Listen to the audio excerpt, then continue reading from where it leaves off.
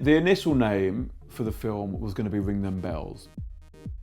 We then were going to call it Hot Mess, and then Leather and Lace, Trans London Express, London's Burning, but we didn't want comparisons to Paris is Burning, Three-Legged Girls. We thought that could offend people in the trans community. One title which sort of didn't seem to offend anybody and was the origin of the word drag was Dressed as a Girl, which is supposedly what Shakespeare used to write in the margins because you couldn't have female actors. So when he wanted a male character to dress as a girl, he used to write drag. The project came about when I was on holiday with Holestar, who is in the film, and this was in 2009. We were in the sea in Goa, and she said to me, "Colin, don't you find it weird that there hasn't really been a film about the underground scene in the UK? Will you start filming this?" And I said, "Well, obviously, who's going to fund it?" And she goes, "Well, we haven't got any money." So in between working full time, I had to film it all for free, basically. And it just meant that, yeah, things got done a lot slower. People were very suspicious, first of all, actually, and they didn't want to do it. I mean, Jonny says that the only reason that he agreed to do it, which probably was a bit of a clincher for other people then, you know, jumping on the bandwagon, was because I fancied him. Which is nice of him to say. Colin was originally filming it, and yeah, which is kind of one of those things. Oh, there's someone hot. Let's kind of, yeah, let's get to know them a bit more. That's a good way to do it. He asked me out on a few dates to weird things, actually, like Shakespeare in Dutch, a 6-hour production at the Barbican. We went out after that a couple more times and I thought, okay, this isn't a good idea. It's not good to dip your pen in the company ink, so to say. And then he just went, oh, why don't we just see what happens? And we're still together 6 years later. I allowed access to my life and other things. And then people like Ma Butcher came on board and Sizzle came on board fairly quickly. Pia came on board quite quickly as well. Scottee was a little bit more hesitant. And Amber, she was also very hesitant about doing the film as well. I then persuaded her to get involved and to let us document her sort of her transition. Hello, babies. How are you? She said that even if one person, you know, watches this and they're having like a hard time in Russia or in Nigeria or wherever else, it might not be as easy to be gay or to be trans, then, you know, it will have been worthwhile. The world premiere was at the BFI at South Bank.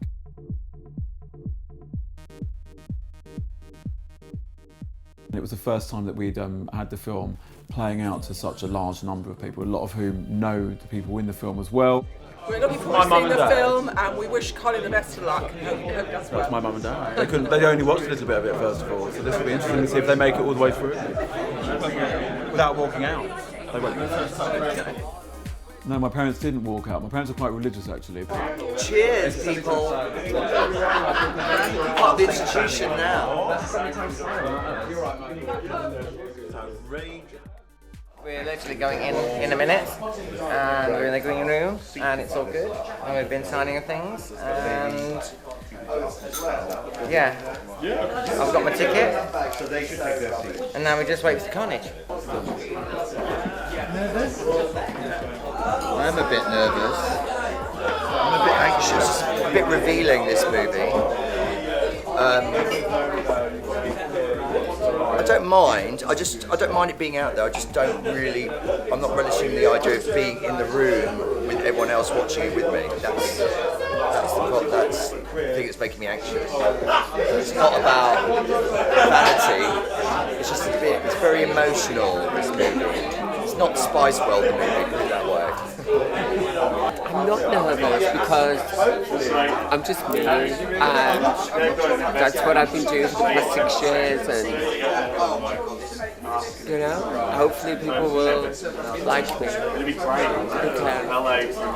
It sort of did mean quite a lot to, you know, get it seen by that group of people. Ladies and gentlemen, this is the final call for the film. So excited, I could explode. 3:45 screening of Dressed as a Girl in NF21. What is done is done, and now we can look to the future, and what a future it is. He stands It was a sort of like quite exciting, adrenaline-filled experience, and you know, we didn't know how well it was going to translate onto a big screen. So, tell me, how was that? Amazing, I fucking loved it. It was great.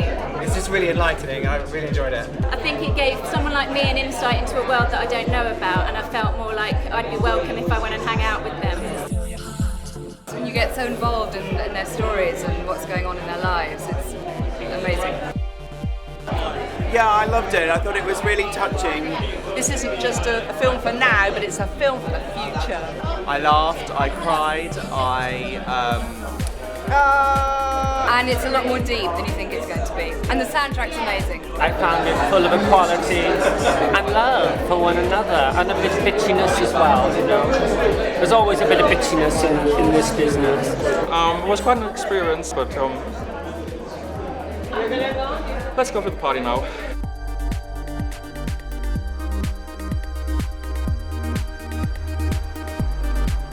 Is that what you want?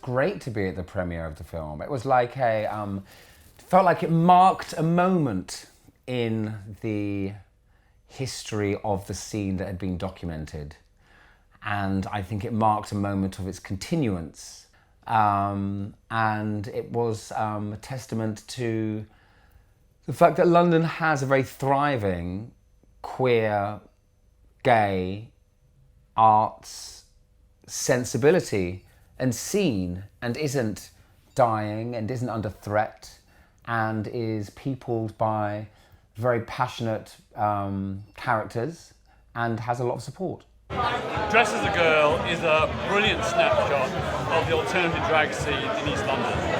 It's got everything, the highs, the lows, the sorrows, the joys, but overall it's a really feel-good documentary with loads of humour.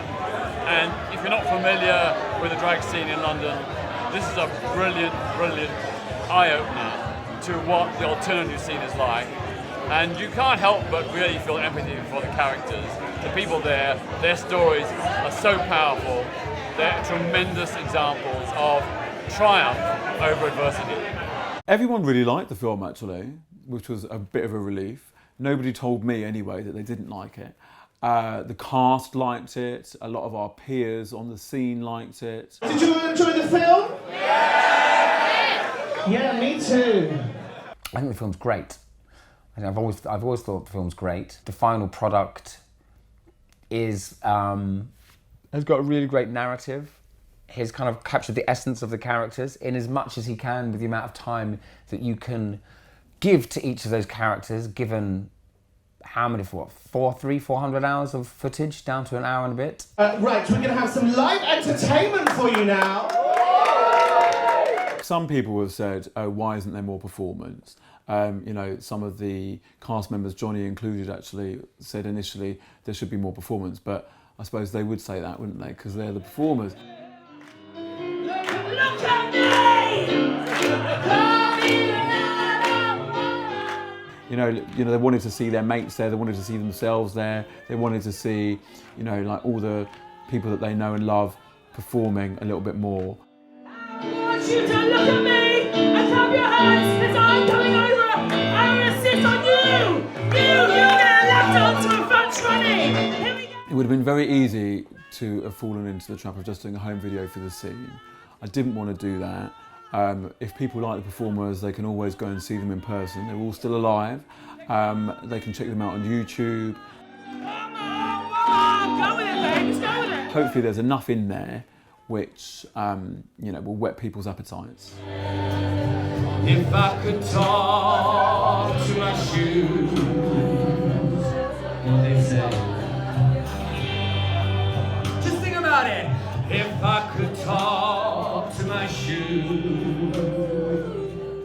That was another good thing about having financial constraints, is that we had to use music from the performers and music from the scene, and I think actually it turned out very well. And we got some bespoke music made by a guy called Jim Warboy.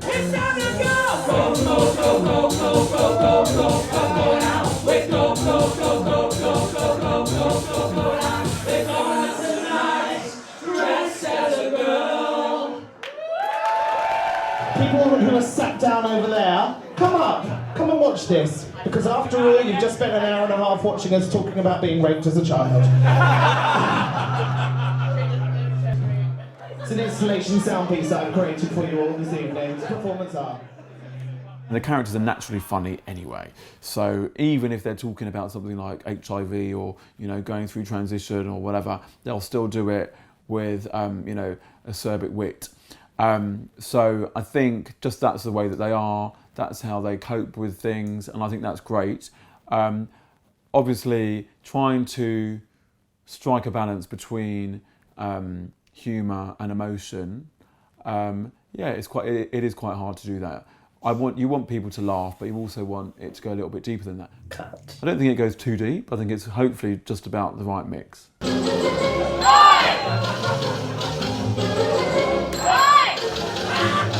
Knowing them on a social level, as well as just being someone who comes in and films them, really helped. And I did say to them as well that, look, let me shoot what I want to shoot, and then we can have a discussion about whether the scenes go in, because I will let you have, you know, final refusal, and I'll listen to what your opinions are of it, and, you know, where necessary we'll do changes. And I did that with all of them. Jonny didn't like the first few cuts of the film that I did about him. He thought he came across as a bit of a bitch. We just came across as a bunch of really vicious queens. And when I saw it, I was like, oh my God, is that what I'm really like? But then other people saw it too. I was like, what, you're making them out to be just like monsters. They've all been very brave in their own ways. So I think in that respect, every character in the film is an inspiration for somebody. And that was always the idea when we picked them. God. Oh God, yes. What size? 36F. I don't want to sort of like seem like that the film has changed their lives, because obviously it's meant to be documenting something which they were going through anyway. But I think inevitably, especially when you film over such a long period, of course it does. The camera and the director can be a little bit like an amateur psychologist. I think when you have to ask the awkward questions, sometimes that makes you think long and hard about the answers as well. And then maybe you do like adjust your life and plans accordingly. It might not always be easy, but I think hopefully it can be quite a positive experience. Some of the characters probably felt that more than others. Well, the stopping the drinking came at the end of the filming, and it wasn't until the very end. When you make a decision to change your life, it can happen overnight. It can literally happen overnight, and my decision happened overnight. I think that came from actually having the luxury of watching himself back over a long period and thinking, oh, you know, I can be a bit of a mess. Maybe I shouldn't be. Maybe I should be a bit more productive. Do you feel like you, Scottee and Jonny, do you feel that kind of cathartic? Like it's... Do I find cathartic? Oh, you no, find it... absolutely not. Definitely wasn't cathartic. No. Ever so slightly stressful, because there are moments in it where I do cringe a little bit. And you have to, you know, it's like, okay, for me, that's like a cringy moment. Yeah. Okay, and you have to just hope it doesn't become the defining kind of thing.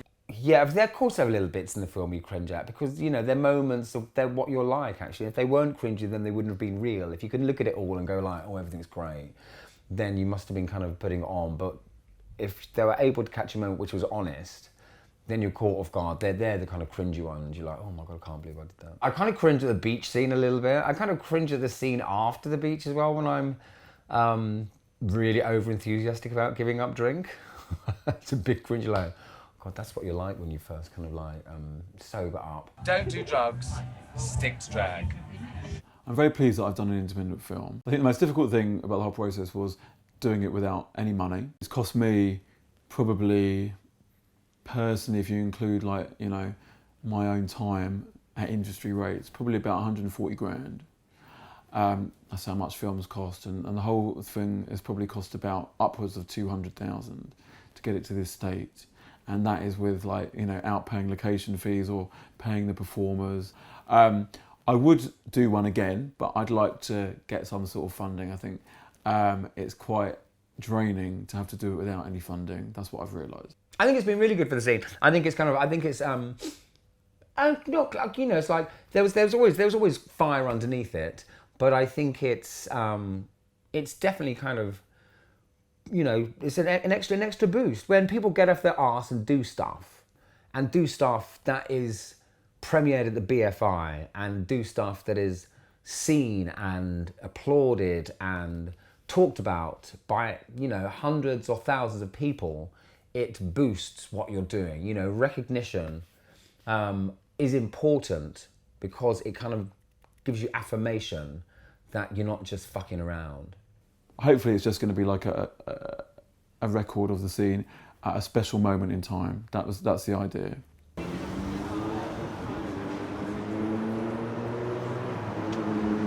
It's really exciting to be back here in Rio because 5 years ago we showed our trailer, and I can't believe it's actually taken another 5 years, obviously, to get it to this stage today. And it's great that it's obviously being shown on its home turf.